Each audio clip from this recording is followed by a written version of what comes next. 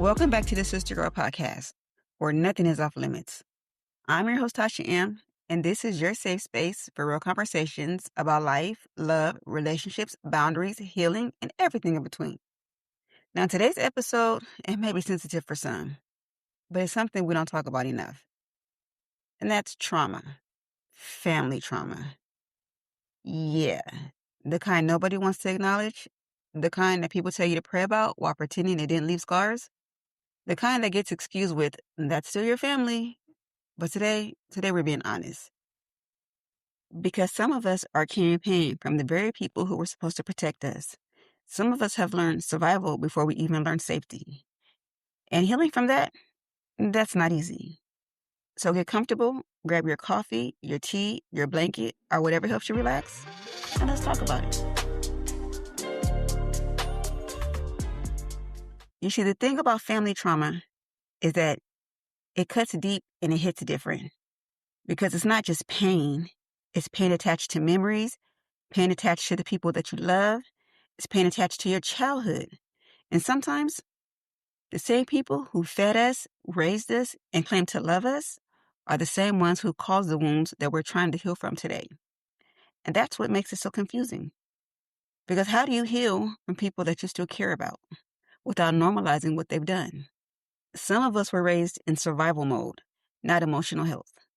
So we heard things like, respect your elders no matter what, family is family, what happens in this house stays in this house, stop being so sensitive, or that's just how they are. And because of this, we start to normalize behaviors such as inappropriate touching, yelling, silent treatment, manipulation, favoritisms, chaos, emotional, physical, and even sexual abuse, while pretending everything is okay. Some of us grew up in environments where peace felt unfamiliar because dysfunction was so normal to us. And our childhood survival becomes our adult behaviors. Sometimes the habits that protected us as children become the very thing that's hurting us as adults. You may become a people pleaser, the peacekeeper, the overly independent one, the caretaker, the quiet one, the one who never asks for help, or the strong one.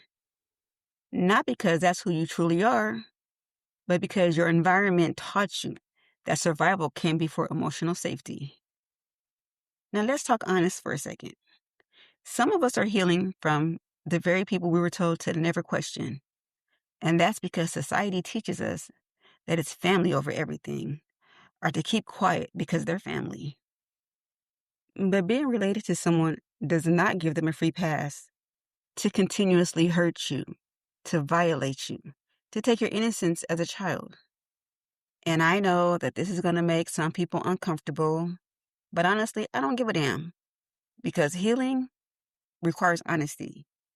Honesty about your trauma, honesty about how you feel, without feeling guilty or without feeling like it's your fault. You see, once you start your healing journey, you start to notice the things that you used to excuse. You start to notice the manipulation, the immaturity, the unhealthy communications. You normalize the chaos. And the moment you stop participating in that, the moment you stop accepting these lame-ass excuses for why a person has done what they've done, then you're considered to be disrespectful, you're selfish, you're difficult, you're ungrateful, you're too sensitive. But Sista Gurl, wanting a healthy relationship does not make you difficult, and removing yourself from someone who's caused you trauma does not make you dramatic. It just simply means that you're finally putting yourself and your healing journey first, as you should. And to be clear, healing does not mean that you're pretending nothing ever happened, that you're forcing fake relationships, that you're tolerating toxic behaviors, that you're ignoring your pain just to protect someone else's comfort. Healing means that you're just facing the truth, even when it hurts, even when it changes relationships, and even when people misunderstand you. And that is okay. But now let's talk about what healing looks like. Healing looks different for everybody. For some people, they go to therapy. And at this point in my life, I'm going to always promote therapy. And if you know, you know. Shout out to my therapist. But no, seriously, healing looks different on everybody. Some people cry their way through the process, or they unlearn toxic patterns. They protect their children from the things that they weren't protected from. They limit access to unhealthy family members. And they choose peace over chaos. And they love from a distance. Yes, you are allowed to love your family from a distance. That does not mean you don't love them. That just means you choose to love them from a distance. And see, this part right here, a lot of us feel guilty for protecting ourselves from our family because we were conditioned to believe that family deserves unlimited forgiveness. But forgiveness and access, it's not the same thing. You see, you can forgive someone and still decide that they no longer have access to your peace. That does not make you bitter. That makes you healed enough to stop abandoning yourself. Now, one of the hardest parts about healing is accepting the fact that some people may never apologize. Some people lack the emotional maturity to even acknowledge the damage that they've caused, the trauma that they've caused, the hurt that they've caused. And in waiting for their accountability, it'll keep you stuck. And at some point, your healing has to become bigger than your need for an apology. And now we're at the phase of our journey where we are relearning healthy love. Because when you grow up around trauma, healthy love can feel very unfamiliar. Sometimes chaos feels normal because peace was never modeled for us. So you may struggle trusting people, expressing your emotions, receiving love, feeling safe, asking for help, and of course, setting boundaries without feeling guilty.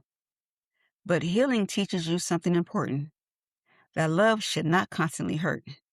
Real love should feel safe, respectful, honest, gentle, and consistent.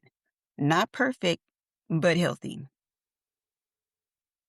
Now I want you to pause for a moment and ask yourself this. What unhealthy behaviors did I normalize growing up? What part of me is still hurting? Am I constantly choosing loyalty over peace? What boundaries do I need? And what cycle ends with me? Now take a deep breath, because awareness is where healing begins. Now here's my affirmation for you. I want you to repeat this.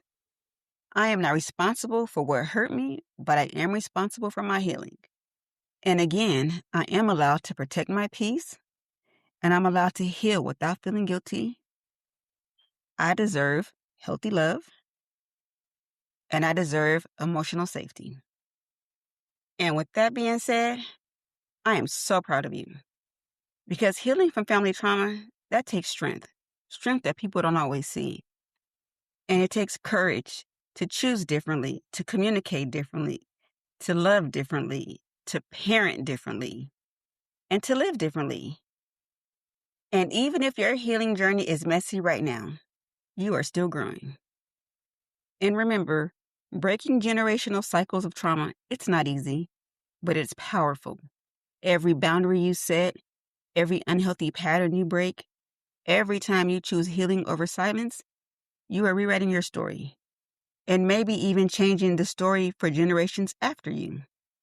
So this week, I want you to give yourself permission to heal without feeling guilty.